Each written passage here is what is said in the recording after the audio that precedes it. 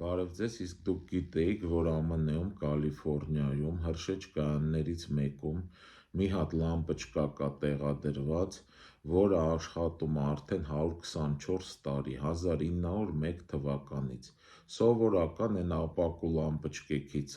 մեջը սպիրալով, են հին մեր լամպերն, որ էկոնոմներից առաջ դնում էինք, հիմա դրանցից առնում ես, կարողա դնես 5 րոպե հետո էլ սպիրալը վառվի կամ գմփա ապակին փշրվի,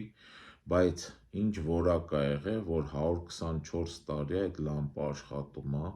այդ լամպը գրանցվել է Գինեսի ռեկորդների գրքում,